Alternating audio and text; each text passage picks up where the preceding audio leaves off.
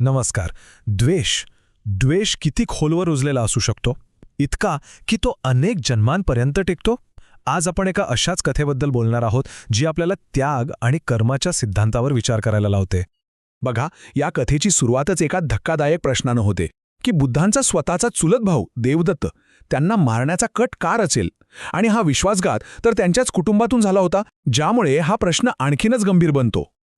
तर या प्रश्नाचं उत्तर समजून घेण्यासाठी आपल्याला आधी त्या क्षणी असलेल्या धोक्याकडे पाहावं लागेल. आणि तो धोका होता एका अत्यंत गुंतागुंतीच्या, थंड डोक्याने रचलेल्या हत्येच्या कटाचा. देवदत्ताची योजना म्हणजे साधीसुधी नव्हती, ती एक क्रूर साखळी होती. बघा कसं, एका मारेकऱ्याला दुसरा मारणार, त्या दोहांना पुढचे 4 जण संपवणार, आणि असं करत करत शेवटी कोणताही साक्षीदार शिल्लकच राहणार नाही. म्हणजे त्याचा हेतू फक्त बुद्धांना संपवणं नव्हता, तर गुन्हा घडल्याचा कोणताही पुरावा मागे ठेवायचा नव्हता. पण इथे काहीतरी विलक्षण घडलं. जिथे हिंसाचार व्हायला हवा होता तिथे झालं परिवर्तन. बुद्धांना भेटल्यावर प्रत्येक धनुर्धारी त्यांच्या सान्निध्यात इतका भारावून गेला की त्याने शस्त्र टाकून धर्म स्वीकारला, आणि अशा प्रकारे त्या सगळ्या 31 लोकांचे प्राण वाचले. आता जेव्हा त्यांच्या शिष्यांनी या घटनेबद्दल चर्चा केली तेव्हा बुद्धांनी एक मोठा खुलासा केला. ते म्हणाले की हा जो खोलवर रुजलेला द्वेष आहे ना, तो काही नवीन नाहीये, आणि बरोबर इथूनच एका पूर्वजन्माच्या कथेला सुरुवात होते. चला तर मग या भूतकाळातील कथेत शिरूया. ही गोष्ट तेव्हाची आहे जेव्हा वाराणसी शहराला पुष्पवती या नावाने ओळखलं जायचं.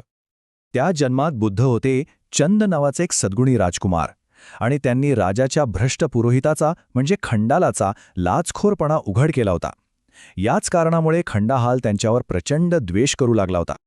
आता खंडालाला बदला घ्यायची संधी तेव्हा मिळाली जेव्हा त्या भोळ्या राजाला स्वप्नात स्वर्ग दिसला. त्याला तिथे जाण्याची इतकी तीव्र इच्छा झाली की त्याने सरळ खंडालालाच तिथे जाण्याचा मार्ग विचारला. आणि इथेच खंडाहालची दुष्टबुद्धी आपल्याला दिसते. त्याने राजाच्या आध्यात्मिक इच्छेचा कसा फायदा घेतला आणि त्या इच्छेला एका भयानक योजनेत बदलून टाकलं. त्याने राजाला स्वर्गात जाण्याचा मार्ग सांगितला, पण तो काही सद्गुणांचा नव्हता. त्याने दान या पवित्र संकल्पनेलाच विकृत रूप दिलं. तो म्हणाला, स्वर्गात जायचं असेल तर परम दान द्यावं लागेल, म्हणजेच एक मोठा मानवी आणि पशुबळी द्यावं लागेल. पुरोहिताची ही योजना म्हणजे अक्षरशः राक्षसी होती. त्याने राजाला स्वतःची मुलं, पत्नी, राज्यातले प्रतिष्ठित नागरिक आणि सर्वोत्तम प्राण्यांचा बळी देण्यास सांगितलं होतं. आता बघा, राजाच्या आईवडिलांनी त्याला खूप समजावलं. ते म्हणाले, अरे, खरा मार्ग दानधर्म आणि प्रजेचं रक्षण करण्याचा आहे, हत्या करण्याचा नाही. पण नाही, त्या दुष्ट पुरोहिताच्या सल्ल्यापुढे त्यांचं काहीच चाललं नाही. आणि मग जेव्हा मृत्यू अगदी समोर दिसू लागला तेव्हा आपल्याच राजासमोर प्राणांची भीक मागण्याची वेळ आली.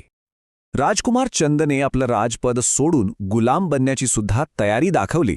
फक्त आपला आणि इतरांचा जीव वाचावा यासाठी ते अक्षरशः गयावया करत होते. एवढंच नाही तर चंदचा लहान मुलगा वसुला, तो सुद्धा राजाच्या पाया पडला आणि आपल्या वडिलांच्या प्राणांची भीक मागू लागला. बिचारा राजा, तो करुणा आणि दुर्बलतेच्या एका विचित्र दुष्टचक्रात अडकला होता. लोकांच्या विनवण्या ऐकून तो आपल्या कुटुंबाला वारंवार सोडून द्यायचा, पण प्रत्येक वेळी तो दुष्ट खंडाल त्याला पुन्हा त्यांना पकडण्यासाठी तयार करायचा.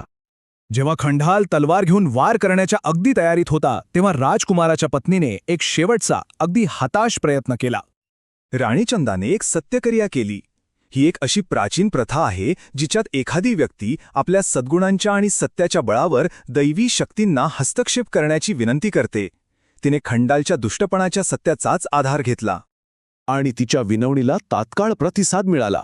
एक दैवी शक्ती तिथे अवतरली, हातात धगधगता हातोडा घेऊन, आणि त्या शक्तीने तो भयंकर यज्ञ तत्काळ थांबवला.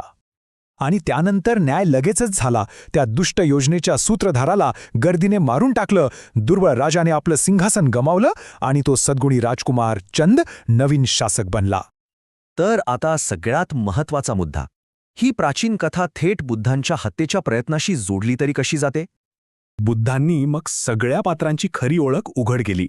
त्यांनी सांगितलं की तो दुष्ट पुरोहित खंडाहाल दुसरा कोणी नसून त्यांचा चुलत भाऊ देवदत्त याचाच पूर्वजन्म होता. आणि यामुळे आता सगळा उलगडा होतो, नाही का? म्हणजे हत्येचा कट ही काही अचानक घडलेली घटना नव्हतीच मुळी. तो तर होता एका प्राचीन द्वेषाचा प्रतिध्वनी, जणू काही द्वेष आणि करुणा यांच्यातला तोच जुना संघर्ष पुन्हा एकदा समोर येऊन उभा ठाकला होता. आणि हेच आपल्याला एका अंतिम विचारावर आणून सोडतं. ही कथा आपल्याला सांगते की आपले हेतू आणि आपल्या कृती यांची ताकद केवळ वर्तमान क्षणापुरती मर्यादित नसते. मग विचार करा, जर आपल्या कृतींचे परिणाम जन्मांतरातूनही प्रतिध्वनित होऊ शकतात, तर आज आपण नेमकी कोणती बीजं पेरत आहोत